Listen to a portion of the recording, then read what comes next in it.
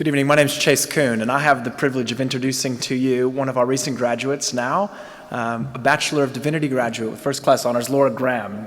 And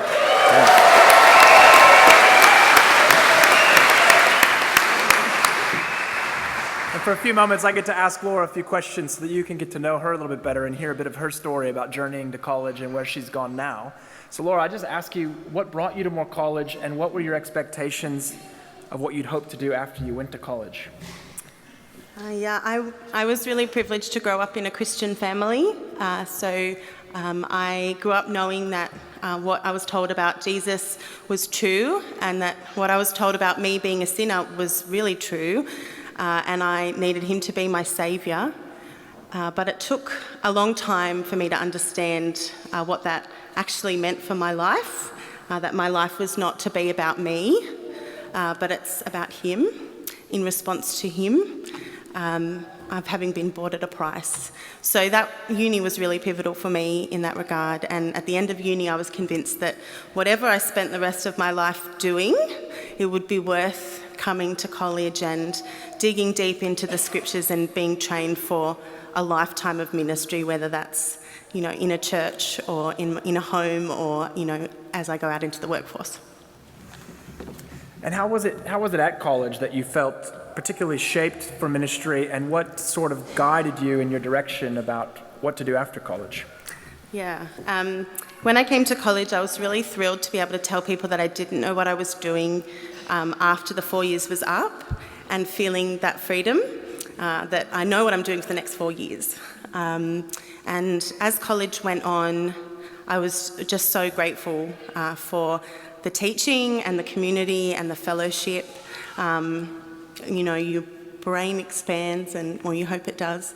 And I had such a lovely college experience. But as the years ticked by, I didn't really get a huge amount more clarity about the specifics of what I wanted to do after college.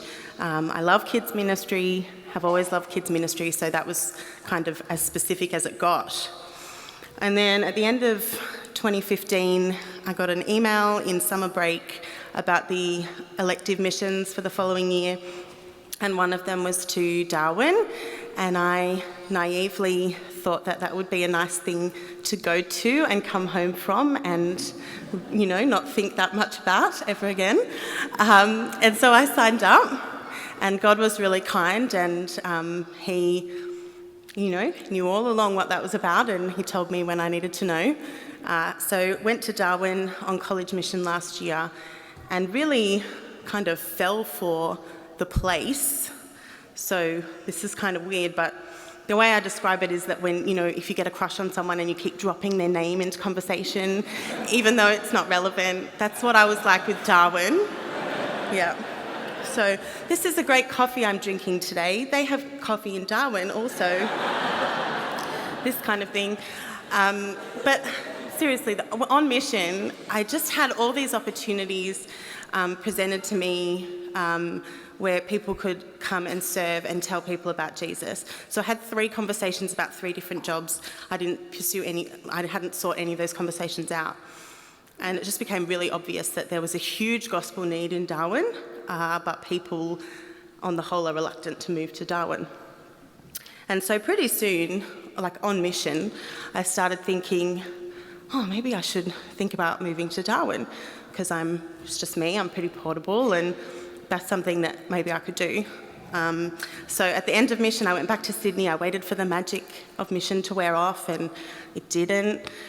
And I just started to pray, and I was chatting to the minister of the church up there that we did mission with, and suddenly there was this job in the pipeline, and it seemed like it was really suited to me, and it was just a wonderful period of God taking care of me and showing me what he'd had in store for me all along, and I hadn't needed to know until then. So I just feel really blessed to be able to say that I'm in Darwin, and a year ago I would have been flabbergasted to hear that. So yeah. It's a wonderful story, and it's a great privilege that we have as a college community to be going on mission together every year, and we're looking forward to doing that in just a few weeks' time.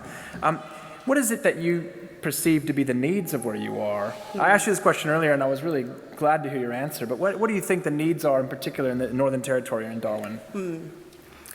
I have a hesitation in answering this because in some ways I'm one of the last people who can tell you what the needs are. I've just got there and I'm still figuring it out.